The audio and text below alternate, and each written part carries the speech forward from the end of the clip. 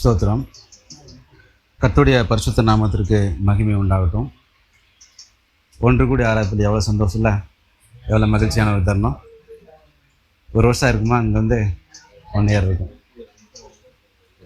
எத்தனை பேர் சந்தோஷமாக இருக்கிறீங்க? மகிமை உண்டாகும்.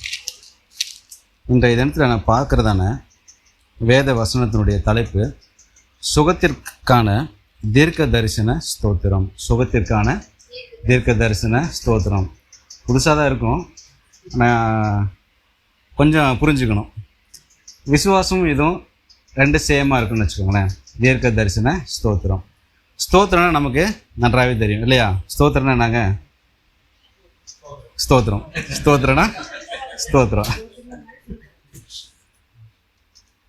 ஸ்தோத்திரனா இப்படி முடிக்கிறீங்க ஸ்தோத்திரனாவே, ஆனால் பார்த்தா என்ன பண்ணுறீங்க? ஸ்தோத்திரன்றீங்க. அப்போ என்னன்னு தெரியாமல் தான் ஸ்தோத்திரம் வந்துட்டு இருக்கா? ஸ்தோத்திரம்னா நன்றி. ஓகே, அதே வந்து பார்த்தீங்கன்னா சமஸ்கிருத வார்த்தையிலேருந்து இது எடுக்கப்பட்டது. ஆக்சுவலி தமிழ் வேர்டு கிடையாது. சமஸ்கிருத வார்த்தை வந்து ஸ்து அப்படின்ற வேர்டில் இருந்து துதி சொல்லும் இல்லைங்களா, அதுலேருந்து எடுக்கப்பட்டதான வார்த்தைகள். தமிழில் வந்து நம்ம என்ன பண்ணுறோம்? நன்றின்னு சொல்கிறோம். இப்போ அந்த நன்றி அப்படின்றது யாருக்குரியது? நன்றின்றது யாருக்குரியது? நன்றி சொல்லுவோம். ஆமாம், இந்த ஸ்தோத்திரம் அப்படின்றது அது தேவனுக்கு உரியது. தேவனுக்கு உரியது, மனுஷங்களுக்கு அல்ல, தேவனுக்கு உரியது. இது தேவனுக்கு மட்டும்தான் பொருந்தும், யாருக்குமே பொருந்தாது. எந்த மற்ற கடவுளுக்கோ யாருக்குமே இல்லை, மெய்யான இயேசுவுக்கு உரியது ஸ்தோத்திரம். அப்போ அந்த ஸ்தோத்திரத்தை அவர் ரொம்ப பிரியப்படுகிற தேவனாக இருக்கிறார். ரொம்ப பிரியப்படுகிற தேவனாக இருக்கிறார். ஆனால் நிறைய நேரத்தில் நம் மனுஷங்களுக்கு நிறைய நன்றி சொல்லிகிட்டே இருப்போம். ஆனால் தேவனுக்கு நம்ம நன்றி சொல்வது சுத்தமாக மறந்துட்டோம். என்னென்ன காரியத்தில் நம்ம நன்றி சொல்கிறோம் அப்படின்னு ஒரு வரையறுக்கப்பட்டிருக்கிறோம். ஆண்டவர் நன்மை செய்தால் நான் என்ன பண்ணுவேன்? ஸ்தோத்திரம் பண்ணுவேன். நன்மை செய்யலையா நான் மறந்துடுவேன். அந்த நேரத்தில் என் உள்ளத்தில் துதிகளே ஸ்தோத்திர பலியை என்ன பண்ணாதுன்னா வரவே வராது. எதையோ நான் எதிர்பார்த்த காரியம் ஆண்டவர் செஞ்சுட்டாரு அப்படின்னு நான் மாத்திரம்தான் என் உள்ளத்துலேருந்து என்ன வருதுங்க? நன்றின்னு வருது. அதேமாதிரி எப்படின்னு பார்த்தீங்கன்னா முழு மனதோடு வராது. இப்போ ஒருத்தர் நமக்கு உதவி செஞ்சுட்டாங்கன்னு வச்சுக்கோங்களேன், அந்த செய்கிற உதவியை பொறுத்து நம்ம உள்ளத்துலேருந்து வரும். இப்போ நம்ம ரோட்டில் நடந்து போயிட்டுருக்கோம், திடீர்னு ஒருத்தரை இடிச்சிடறோம், இல்லை காலையிலே தடிக்கிட்டோன்னா என்ன சொல்லுவோம்? சாரி பாஸ் அப்படின்னு சொல்லிட்டு போயிடுவோம். ஆனால் அந்த நன்றி வந்து நம்ம உள்ளத்துலேருந்து வராது. நம்ம செய்த கிரியைகளினால அவங்க பாதிக்கப்பட்டிருக்காங்க அப்படின்னா மட்டும்தான் நமக்கு ஒரு உணர்வு வேணும் இல்லையா? அந்த உணர்வுலேருந்து நம்ம சொல்ல மாட்டோம் நிறைய நேரத்தில். அதுக்குன்னு ஒரு காரியம் இருக்குது. இப்போ திடீர்னு நம்ம விபத்துலையோ பேராபத்தில் நம்ம சிக்கிட்டோம் அப்படின்னா நமக்கு மனுஷங்களை யாராவது ஒத்தாசை வந்து செஞ்சாங்கன்னு வச்சுக்கோங்களேன், அந்த நேரத்தில் வருது பார்த்தீங்களா நன்றின்னு சொல்லி, அதுதான் உண்மையான நன்றி, உள்ளத்தின் ஆழத்திலிருந்து வருகிறதான நன்றி. இப்போ வேதம் நமக்கு இந்த ஸ்தோத்திரங்களை குறித்து நிறைய வசனம் இருக்குது. அது எல்லாத்தையுமே நம்ம பார்த்துட்டு இருந்தோன்னா கொஞ்சம் ஒரு சில வசனங்களை மட்டும் நான் பார்க்குறேனே. இப்போ 1 தெசலோனிக்கர் நானே வாசிடுறேன், நிறைய வசனங்கள் இருக்குது. 5:18 எல்லாவற்றிலையும் ஸ்தோத்திரம் செய்யுங்கள், அப்படி செய்வது கிறிஸ்து இயேசுக்குள் உங்களை குறித்து தேவனுடைய சித்தமாக இருக்கிறது. அப்போ வசனம் தெளிவாக சொல்லுது, எல்லாவற்றிலையும் நம்ம என்ன பண்ணுவோங்களாமா? நம்ம அவருக்கு ஸ்தோத்திரம் செலுத்தணுமாமா. அப்போ நம்ம நன்மைக்காக மாத்திரமல்ல, ஆண்டவர் நன்மை செய்தாலும் சரி நன்மை செய்யாவிட்டினாலும் சரி நாம் நன்றி செலுத்துகிறவர்களாகவே இருக்கணும். ஏனென்று சொன்னால் நாம் பிறப்பதற்கு முன்பாகவே நம்முடைய தாயின் கர்ப்பத்தில் உருவாக்கும் முன்னவே நாம் எப்படி உருவாக்கப்பட்டோமா, என் தாயின் வழியாக நான் பாவத்திலே கர்ப்பம் தரித்தேன் இருக்கு இல்லையா? பிறந்த குழந்தைக்கு எப்படி பாவம் வரும்? அந்த குழந்தை என்ன பாவம் செய்யும்? அது ஒரு குறிப்பிட்ட வயது வரைக்கும் தான் பாவம் செய்யும். ஆனால் என்னுடைய தாயார் வழியாக, என்னுடைய தகப்பனார் வழியாக என் மேலில் இருக்கிற பாவத்தை அவர் என்ன பண்ணுறாராம்?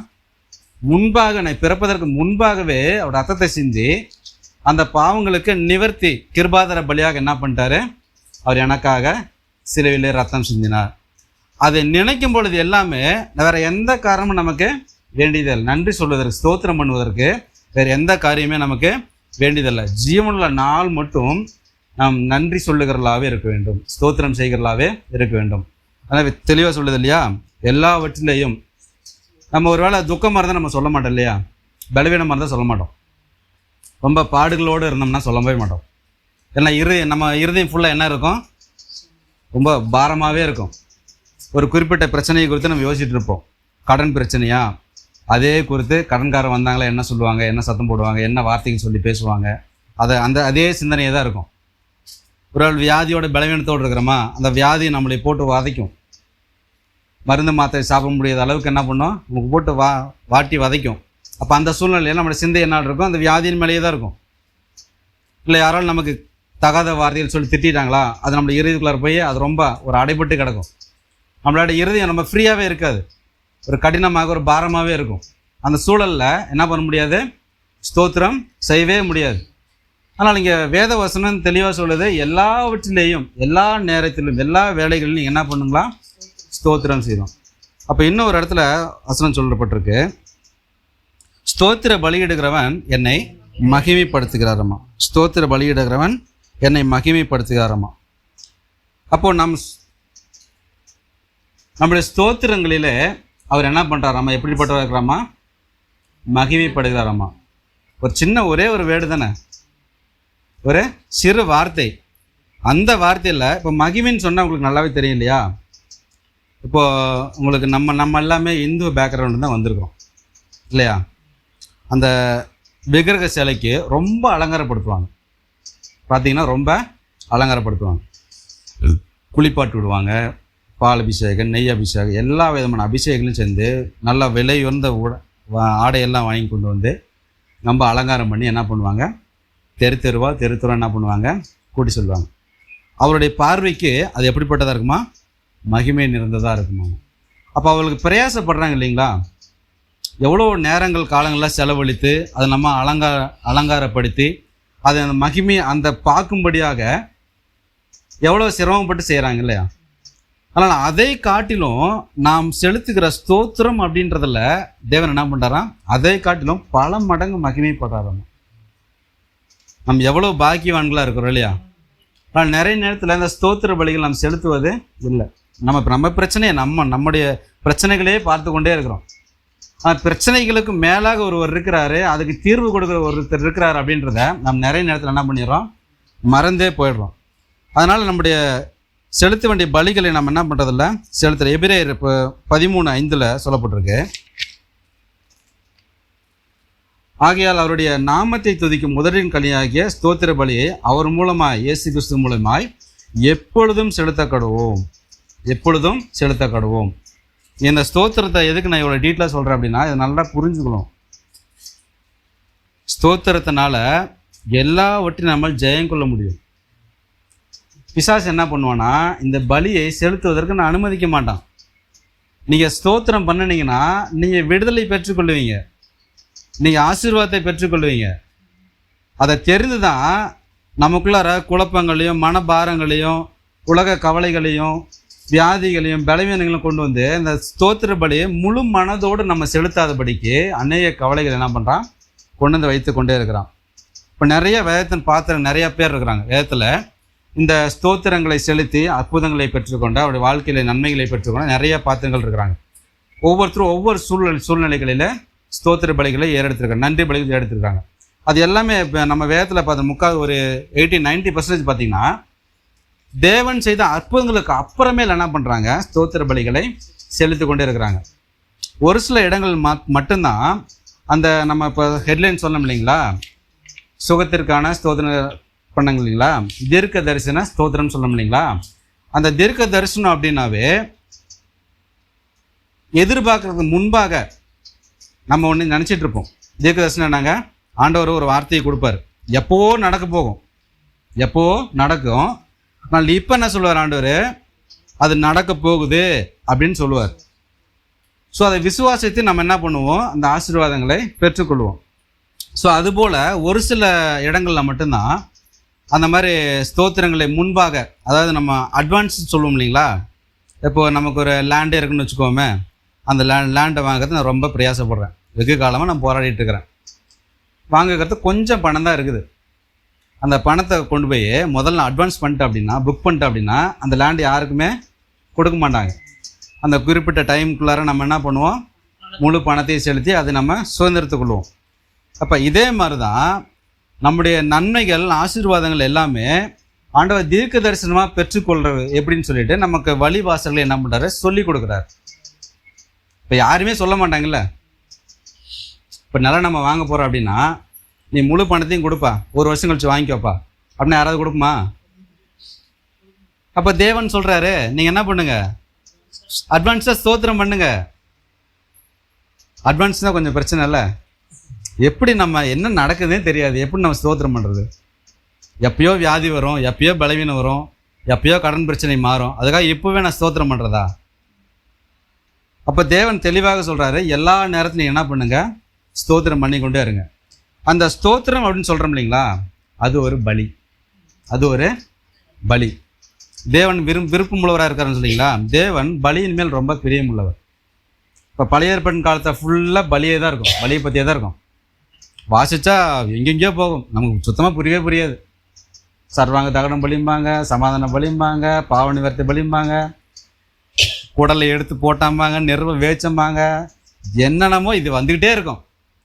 ஆனால் அந்த பலியின் மேலே தேவன் என்ன பண்ணுறாரு, ரொம்ப பிரியமுள்ளவராக இருக்காரு. அதுக்கு எதுக்கு ஈக்குவல் பண்ணுறாருன்னா, நாம் சொல்கிற அந்த ஸ்தோத்திரத்தை அந்த பலிக்கு என்ன பண்ணுறாராம், ஈக்குவலாக நினைக்கிறார், சமமாக எண்ணுகிறார்.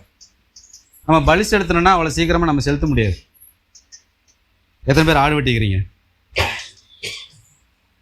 ஆடு அறுத்தது இல்லையா? கோழி,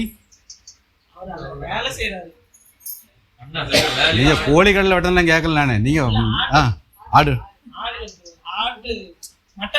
மட்டன் கடையில் அதெல்லாம் கேட்கல. நான் சொல்றது பலி. அது செலுத்துனதே இல்லையா? பலி செலுத்துனதே இல்லையா? சரி, அப்போ அதனால் கொஞ்சம் தெரிஞ்சுக்கிறது வாய்ப்பு இல்லை. சிறு வயதுலேருந்து என்ன பண்ணுவாங்க, குட்டியாக இருக்கும்போதே அதை நேர்ந்து கொள்வாங்க, நேர்ந்து விட்டுருவாங்க. அந்த ஆட்டுக்கோ அந்த கோழிக்கோ அதுக்கோ வந்து பார்த்திங்கன்னா ஒரு சிறு காயம் கூட படாமல் பொத்தி பொத்தி வளர்ப்பாங்க. ஒரு குறிப்பிட்ட அந்த நாள் ஒரு இப்போ உதாரணத்துக்கு சொல்லணும்னா தவன்னு சொல்லுவாங்க. ஸோ அந்த தவத்துக்கு பலி கொடுக்கணும் அப்படின்னா ஒரு வருஷம் வளர்ப்பாங்க. அந்த ஒரு வருஷத்தில் அதில் எந்த கசப்போ எந்த விதமான அடிபடியோ காயங்களோ பழுது இல்லாமல் என்ன பண்ணுவாங்க, பரிசுத்தமாக வளர்ப்பாங்க. அந்த பரிசுத்தமாக வளர்த்ததை அந்த குறிப்பிட்ட நாள் கொண்டு போய் என்ன பண்ணுவாங்க, பலி செலுத்துவாங்க. அந்த ரத்தத்தை என்ன பண்ணுவாங்க, அந்த வேண்டுதல் வைத்த கடவுளுக்கு அதை செலுத்துவாங்க. ஸோ பழைய ஏற்பாட்டின் காலத்தில் இதே தான். நான் பாவம் செஞ்சுட்டேன் அப்படின்னா என்ன பண்ணோம், இப்போ அங்கே ரொம்ப ரொம்ப அவங்க அதுக்கு ஒரு வழி வச்சுருக்கிறாங்க. என்ன பண்ணுவாங்க, கோயில் பக்கத்துலேயே ஃப்ரெஷ்ஷாக வச்சுருப்பாங்க. நீங்கள் வீட்டிலலாம் வளர்க்க வேணாம், நாங்களே வச்சுருக்கிறோம், காசு கொடுத்து வாங்கி என்ன பண்ணுங்கள், போய்ட்டு வெட்டிட்டு வந்துடுங்க அப்படின்னு சொல்லுவாங்க. ஸோ அதுலேயுமே ரொம்ப சிரமமாக இருக்கும். வரிசையாக நின்றுட்டே இருப்பாங்க, ஏகப்பட்ட பேர் நின்றுட்டே இருப்பாங்க. அந்த டைம் வர வரைக்கும் நம்ம என்ன காத்திருக்கணும். ஸோ அவ்வளோ பிரயாசப்பட்டு நமக்கு பாடுகள் பட்டு அந்த பலியை செலுத்திக்கிட்டு வந்து உட்காந்துக்குள்ள நமக்கு போதும்னு ஆகிப்போயிடும். அது மட்டுமா, அதை சமைக்கிறதுக்குள்ளார நமக்கு இன்னும் ஒரு பாடம் ஆகிப்போயிடும்.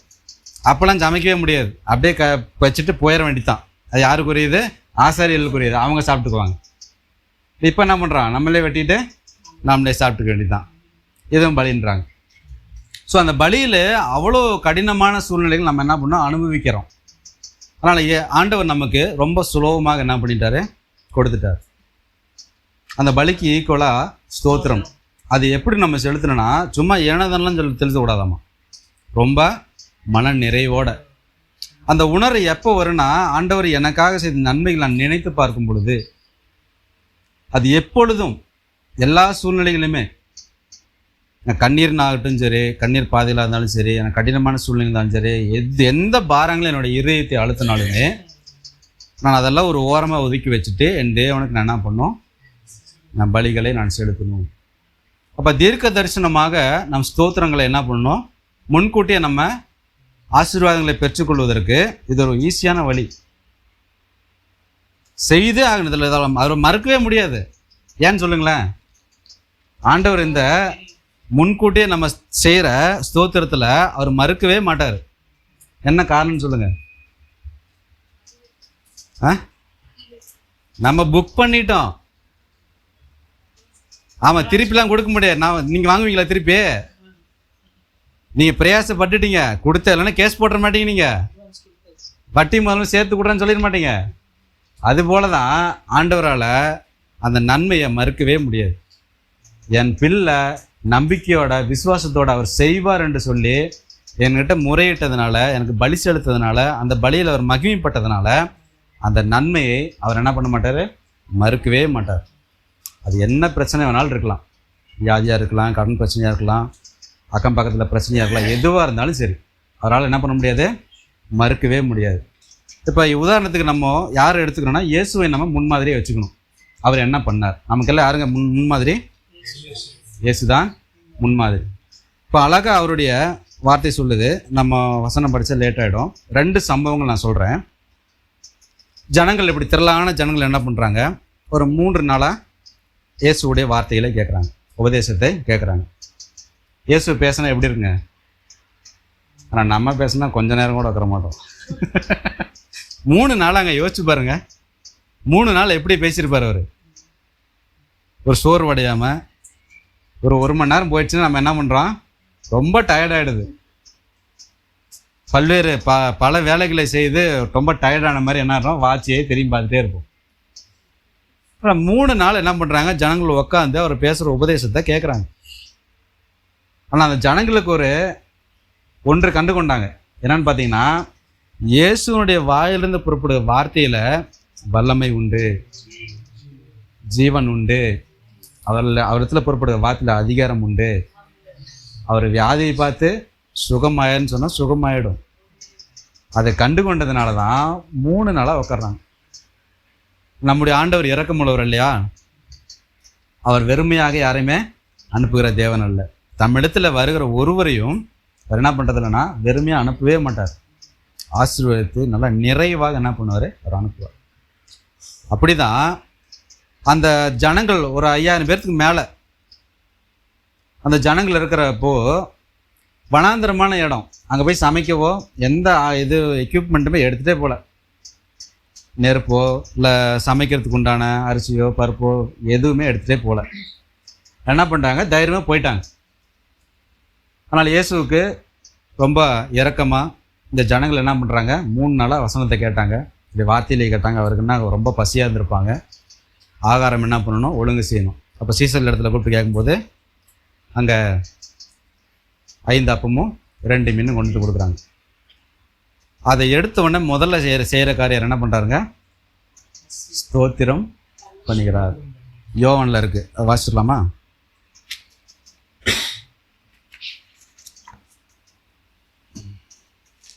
யோவான் 6ஆம் அதிகாரம் நினைக்கிறேன்.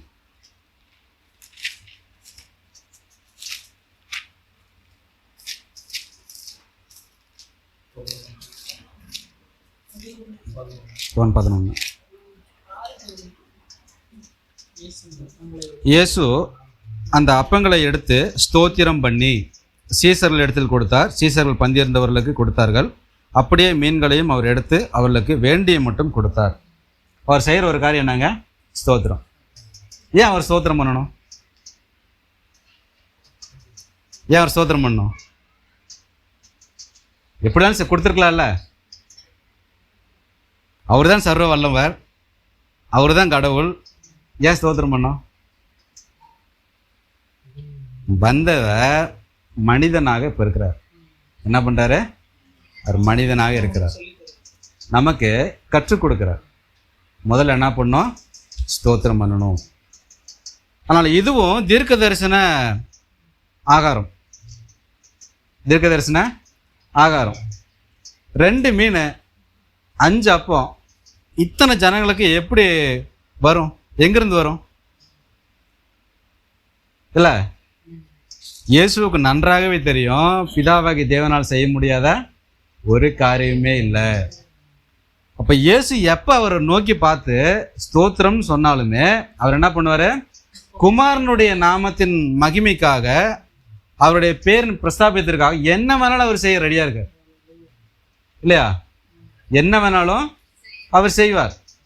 அதனால தான் அந்த சீசர்களுக்கும் தெரியாது, அந்த ஜனங்களுக்குமே தெரியாது. இயேசு ஒருவர் தவிர அந்த 2 மீனும் 5 அப்பமும் திரளான ஜனங்களுக்கு திருப்தி ஆகிற வரைக்கும் மீதி எத்தனை கூட இந்த 12 கூட எடுக்கிறாங்க. இதை நம்ப முடியுதா? நம்மளால நம்ப முடியுமா? நம்பிதான் ஆகணும். ஏன்னா வேதத்தில் உள்ள அற்புதங்கள்லாம் நடந்தவை. அதை பார்த்த ஜனங்களுக்கு எப்படி இருக்கும்? மேலே வச்சிருப்பாரு. அது நான் நினைக்கிறேன் அதை குட்டி போட வச்சிருப்பாருன்னு நினைக்கிறேன். இல்லை, அந்த 2 மணியுமே அங்கேயே எல்லாம் ஃபாயில் பண்ணி பொறிச்சு அப்படியே ஒவ்வொரு கூடையாக நிரம்பியிருக்குன்னு சொல்லியிருப்பாருன்னு நினைக்கிறேன். கைவிட்டு எடுத்துருப்பாங்க, உடனே பார்த்துருப்பாங்க இல்லையா? யோசிச்சு பாருங்க. இந்த கூடையில் இருக்குது, ஏசுனா ஸ்தோத்திரம் பண்ணி வச்சுட்டாரு. அப்பா எடுத்துலாம் பண்ணுங்க, பரிமாறுங்கப்பான்ட்டார். அவங்களுக்கு கண்ணோட அவங்களே நம்பியிருக்க மாட்டாங்க. எங்கிருந்தியா வருது இவ்வளோ மீன், எங்கிருந்தியா வருது இவ்வளோ அப்பா அப்படின்ட்டு ஸ்தோத்திரம் பண்ணினார். அது நமக்கு என்ன பண்ணுறாரு? கற்றுக் கொடுக்குறார். ஏன்னா ஸ்தோத்திரத்தில் அவ்வளோ வல்லமை உண்டு, அவ்வளோ பலன் இருக்குது. இவ்வளோ நம்ம ரொம்ப பலவீனத்தோடு இருக்கலாம். இந்த பலவீனங்கள் எல்லாம் என்ன பண்ணுறோம்? அதுக்கும் வசனம் நிறைய கொடுத்துருக்காரு. நம்மளோட பலவீனங்களை என்ன பண்ணுறாரு? பலப்படுத்துகிற தேவன். நமக்கு ஒரு சோர்வாக இருந்தோமா, சோர்விட்டு போயிருக்கிறோமா, சோர்ந்து போயிருக்க என்ன பண்ணுறாருன்னு பலனை கொடுக்குறாரு. இந்த ஸ்தோத்திரம் செய்ய வைக்கிறதே ஆவியானவர் தாங்க. நம்ம செய்யவே மாட்டோம், நல்லாவே தெரியும். நம்மளாம் எப்படிப்பட்ட ஆளுக்கு தெரியுங்களா? ஒரு 10 பேர் இருக்கிறாங்க. 10 பேர்த்தில் ஆண்டவர் என்ன பண்ணுறாரு? சுகமாக்கி அனுப்புறாரு. நீ போய் ஆசாரியர்கள்ட்ட போய் காட்டுப்பான்னு சொல்கிறாரு. ஒரு குளத்தில் போய் என்ன பண்ணுறாரு? குளிக்க சொல்கிறாரு. திரும்ப எத்தனை பேர் வராங்கன்னா ஒரே ஒருத்தன் தான் வரான். எத்தனை பேர் வராங்க? ஒரே ஒருத்தன் தான் வராங்க. மீதி 9 பேர் என்ன பண்ணிட்டாங்க? அப்படியே போயாச்சு. அவங்களுக்கு ஒரு நன்றி உணர்வு என்ன இல்லை, இல்லை ஸ்தோத்திரம் பண்ணணுன்னே என்ன இல்லை. ஒரு மனுஷனுக்கு மட்டும் இருக்குது. அதை பார்த்து இயேசு மிகுந்த சந்தோஷம், மிகுந்த சந்தோஷம். இதனால் ஒருத்தனாவது வந்தானே, ஒருத்தராவது ஸ்தோத்திரம் பலி செலுத்தினாங்களே அப்படின்ட்டு. இன்னொரு இடத்துல இதே சம்பவம், இதே மாதிரியான ஒரு சம்பவம், லாசருடைய காரியம். லாசருடைய காரியம் அது நல்லா ஃபுல்லாகவே தெரியும். அதனால் ஒரு பாட்டு மட்டும் நான் சொல்லிடுறேன். இப்போ 4 நாள் ஆயிடுச்சு, மறுத்து 4 நாள் ஆயிடுச்சு. இப்போ இயேசு உயிரோடு எழுப்பணும். அங்கே ஒரு ஜெபம் பண்ணுறார். என்ன ஜெபம்? பிதாவே உம்மை ஸ்தோத்தரிக்கிறேன். முதல்ல என்ன பண்ணுறாரு? ஸ்தோத்திரம் பண்ணுறார். அதுக்கப்புறம் ஜெபிக்கிறார். நீங்கள் எப்பொழுது எனக்கு செவி கொடுத்தபடினால் உம்மை ஸ்தோத்தரிக்கிறேன்றார். ஸோ அந்த ஜெபம் பண்ண உடனே இப்போ அப்பா மகனுக்குள்ள உறவு எப்படி தெரியுங்களா? மகன் எதை கேட்டாலும் செஞ்சிருவார். மகன் எதை கேட்டாலுமே செஞ்சுவார். இயேசு என்ன ஜெபித்தாலுமே அந்த ஜெபத்துக்கு பதில் கொடுத்தார் பிதாவாகி தேவன். இப்போ அந்த பிதாவை தான் நம்ம அப்பா பிதாவே கூப்பிடுகிற புத்திரத்துவ சுகாரத்தின் ஆவியை நமக்கு கொடுத்து நம்மளையும் அவரே போலவே நம்மளையும் என்ன பண்ண வைக்கிறார்னா ஸ்தோத்திரத்தோடு ஜெபிக்க வைக்கிறார். நமக்கு முன்மாதிரி இயேசு தான். அந்த சரீரம் எழுந்து வர்றதுக்கு 1% கூட வாய்ப்பு இல்லை. எந்த மனுஷனுடைய வலிமையினாலும் எழுப்பவே முடியாது. ஒரு நாள் இருந்தனா கூட ஹாஸ்பிட்டலில் போய் சிகிச்சை பண்ணி அடிச்சு கிடிச்சு ஏதோ பண்ணி என்ன பண்ணிடலாம், இவரோட எழுப்பிடுவாங்க. ஆனால் 4 நாறி போன சரீரத்திலேருந்து மீண்டும் ஜீவனை கொடுத்து, அது ஏற்கனவே அழுகி போயிருக்கும் சரீரம் இல்லையா? 4 நாள் சரீரம் எப்படி இருக்கும்? அழுகி போயிருக்கும். புது சரீரம், அதாவது உடம்பு ஃபுல்லாகவே கம்ப்ளீட்டாக மாற்றி பட்டிட்டிங்கிறீங்களாம் பார்த்து என்ன பண்ணிட்டாரு? உயிரோடு கொண்டு வந்துட்டார். அப்போ அதற்கு முன்பாக அவர் செய்த ஒரு காரியம் ஸ்தோத்திரம் பண்ணிக்கிறார். இந்த ஸ்தோத்திரருக்கு அவ்வளோ வல்லமை இருக்குது. அதை நம்ம சும்மா என்னதுன்னு நம்ம சொல்லிடுறோம். அதை உணர்வு பூர்வமாக நம்ம என்ன பண்ணணும்? தேவனுக்கு செலுத்தணும். அதில் நம்ம குறைவற்று போயிடவே கூடாது. ஸ்தோத்திரம் செய்யறதில் எந்த சோர்வுமே வந்துடக்கூடாது, அஜாக்கிரதையுமே இருக்கக்கூடாது. இந்த பலியின் மேல் தேவன் பிரியப்படுகிறார். நமக்குள்ளார பிரச்சனைகள்லாம் மாறணும்னா நம்ம ஸ்தோத்திரம் பண்ணிகிட்டே இருக்கணும். இல்லாண்டு நான் எதிர்பார்த்த காரியத்தை நீங்கள் செய்யவே இல்லை, அதனால் நான் ஸ்தோத்திரம் பண்ண மாட்டேன் அப்படின்னு சொன்னீங்க அப்படின்னா பிசாசு இப்படிப்பட்ட வழிகளிலே நடத்துவா. நீங்கள் இதே கட்டுக்குள்ளாரையே இருக்கணும், இதே அடிமைத்தனத்துக்குள்ளாரவே இருக்கணும், இதே சிறையிருப்புக்குள்ளாரையே இருந்துக்கிட்டே இருக்கணும். நீ வெளியில் வந்துடவே கூடாது. நம்மை காட்டிலும் அவன் ரொம்ப உஷாராக இருக்கிறான். விடுதலை பெற்றுக்கொண்டாங்களா என்ன பண்ணுவான்? இயேசுவுக்கு மகிமை செலுத்திடுவாங்க. இயேசுவுக்கு மகிமை செலுத்துவதை அவன் விரும்பவே மாட்டான். இயேசுவின் நாமத்திற்கு நம்ம எதையுமே செய்யக்கூடாது, இப்படியே இருந்துடணும். இருக்கிற இடம் தெரியாமல் ஆலயத்திற்கு வரமா, நம்ம சத்தம் வெளியிலே போகக்கூடாது. வெளியில் போச்சுன்னா என்ன பண்ணுவான்? பிசாசுக்கு பிரச்சனை. அதனால் அவன் என்ன பண்ணுவான்? சத்தமே இருக்கக்கூடாது. வரமா, கையை உயர்த்துறமா, உதட்டை மட்டும் அமைக்கணும். என்ன பண்ணணும்? மிமிக்ரி பண்ணணும். யாரோ ஒருத்தர் ஸ்தோத்திரம் பண்ணுவாங்க, ஆனால் நான் சொன்ன மாதிரி இருக்கணும். அடுத்தவங்க லிப்பை அப்படியே என்ன பண்ணணுமா, காப்பி பேஸ்ட் பண்ணிடுவோம். இது எல்லாமே பிசாசு பண்ணிகிட்டே இருப்பான். நம்ம ஆலயத்தில் வரும்போது முழு மனதும் ஆராதிக்கிறதே இல்லை, சத்தமே வரதில்லை. உள்ளத்தை திறந்து என்ன பண்ணுறதில்ல, நம்ம ஸ்தோத்திர பலிகளை செலுத்துறதில்ல. அப்புறம் எப்படி நம்ம மேல பிரியமாக இருப்பார் இல்லையா? இன்னொரு சம்பவம் நம்ம போயிடலாம். 2 நாளாகமும் எடுத்துக்கொள்வோம். இதுதான் கொஞ்சம் டீட்டெயிலாக பேச வேண்டிய ஒரு காரியம். ஆண்டவர் எனக்கு தெளிவாக ஒரே ஒரு வார்த்தையை மட்டும் திரும்ப சொன்னார். அது எதனாலன்னு எனக்கு இது வரைக்கும் விளங்கலை. 2 நாளாகும் புத்தகம் 30ஆம் அதிகாரம்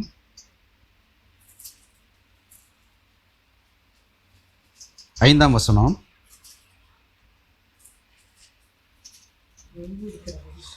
நானே வாசிடுறேன். எழுதியிருக்கிறபடி வெகு காலமாய் அவர்கள் அதை ஆசரிக்கவில்லை. வெகு காலமாய் அவர் ஆசரிக்க, இந்த ஒரே ஒரு வார்த்தை தான் திரும்ப என்னுடைய உள்ளத்தில் வந்துக்கிட்டே இருந்துச்சு. ஆண்டவர் ரொம்ப துக்கத்தோடு இருக்கிறார். ஏன்னு கேட்டிங்கன்னா, இது எசேக்கியா ராஜா வாழ்ந்ததான காலத்தில் நடந்த ஒரு சம்பவம். அந்த எசேக்கியா ராஜா வந்ததுக்கப்புறம் இவன் தன்னுடைய தகப்பனாருடைய வழியில் நடக்காமல் தாவீது என்ன செய்தாரோ அதே போல் விக்கிரக தோப்புகள் எல்லாம் அகற்றி அந்த தேவாலயத்தை என்ன பண்ணுறாரா, சீர்படுத்துகிறார். அந்த ஆலயத்தில் பலியே இல்லை, அந்த ஆலயத்தில் துதி இல்லை, அந்த ஆலயத்தில் தேவனுக்குரிய எந்த காரியமே இல்லை. ஆராதனை இல்லை, பலிகள் இல்லை, தேவனை நினைவு கூறல, தேவனை மறந்துட்டாங்க சுத்தமாக. இப்போ மறந்ததுனால பலியும் செலுத்தலை, தேவனுக்கு கொடுக்க வேண்டிய கணத்தை அவங்க கொடுக்கவே இல்லை.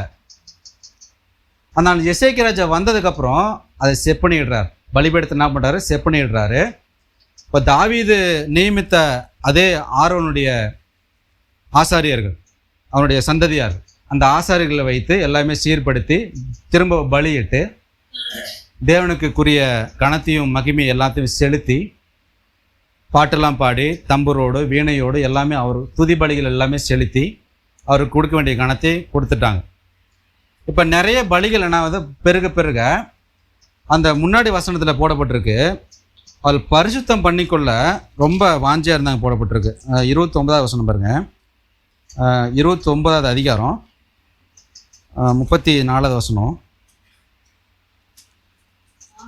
ஆனாலும் ஆசாரியர்கள் கொஞ்சம் பேரானதினால் அவர்கள் அந்த சர்வாங்க தகனமான ஜீவன்களை எல்லாம் அடித்து தோலுரித்து முடியாதிருந்தது.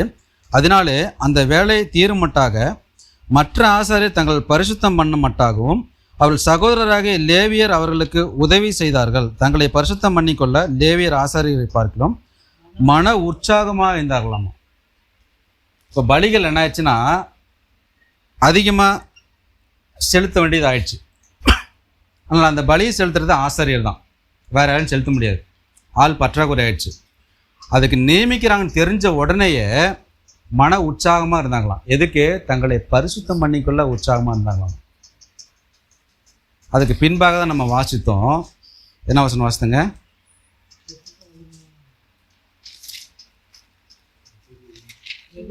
வெகு காலமாய் அவர்கள் அதை ஆசரிக்கவில்லை.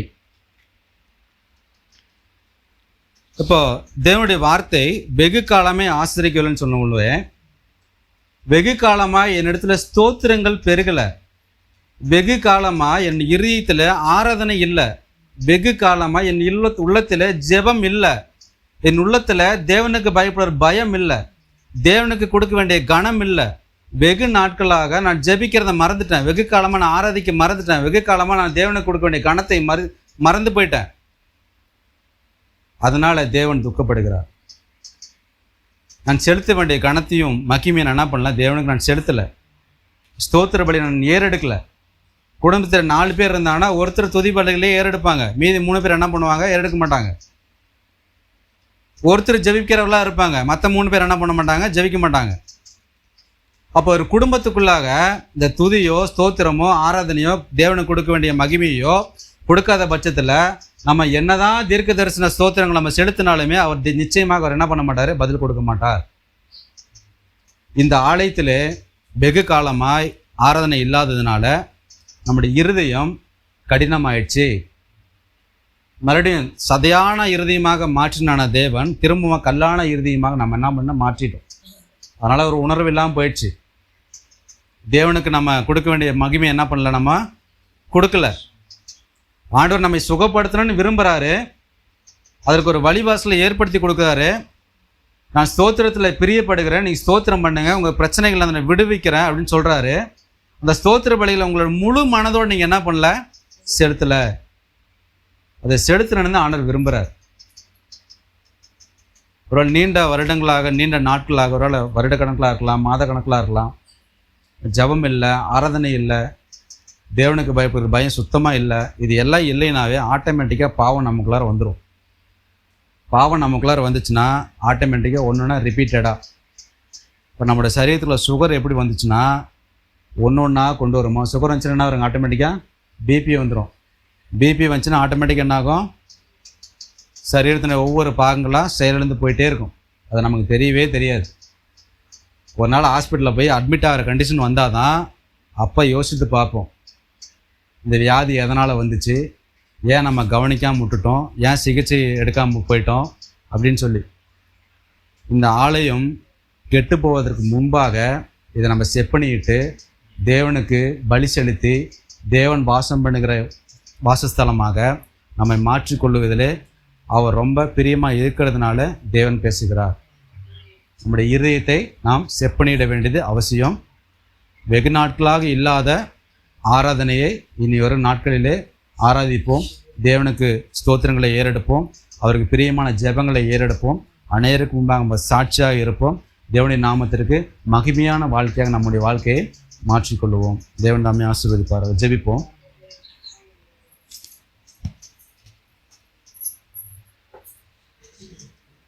ஹல்லேலூயா. உம்மை துதிக்கிறோம் ஸ்தோத்திரிக்கிறோம்ப்பா. உடைய நாமத்திற்கே நாங்கள் மகிமை செலுத்துகிறோம்ப்பா.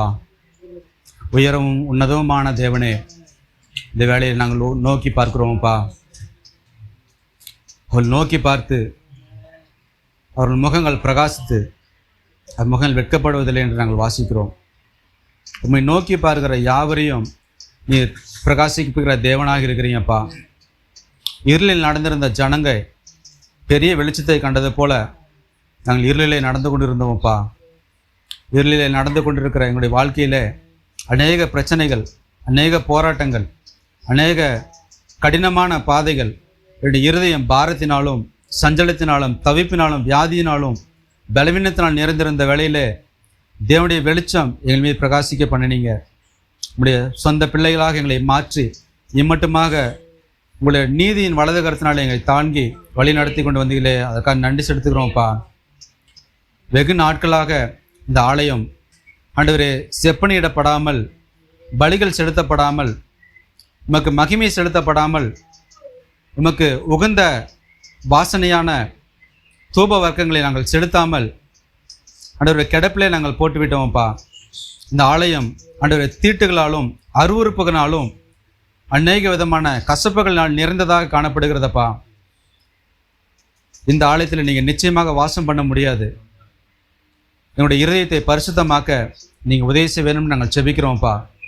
ஒரு விஷயம், எங்களுடைய இருதயத்தை ஆராய்ந்து பாரும் ஆண்டவரே. உம்மை வேதனை உண்டாக்கும் வழி எங்களுடைய இருதயத்தில் காணப்படுமாயின் இந்த வேளையிலே, உம்மை நோக்கி பார்க்கிற வேளையிலே அதை தயவாய் எங்களிடத்தில் இந்த நீக்கியாரில் வேணும்னு நாங்கள் செபிக்கிறோம்ப்பா. உங்களுடைய பரிசுத்த ரத்தம் ஒரு விசை எங்களை கழுவி சுத்திகரிக்க வேண்டுமென்று நாங்கள் செபிக்கிறோம்ப்பா. எங்களை புதுப்பிக்க வேண்டுமென்று நாங்கள் செபிக்கிறோம்ப்பா. உங்கள் இதயத்தை நீங்கள் சீர்படுத்துங்க. உமக்கு உகந்த பாத்திரங்களாக வணிந்து கொள்ள வேண்டும் நாங்கள் செபிக்கிறோம்ப்பா. இன்னொரு நாட்களில் உம்மை முழு மனதோடு முழு ஆத்மாவோடு உம்மை ஆராதிக்குவோம். உமக்கு ஸ்தோத்திர பலிகளை நாங்கள் ஏறெடுக்குவோம். உமக்கு நன்றி பலிகளை நாங்கள் செலுத்துவோம்.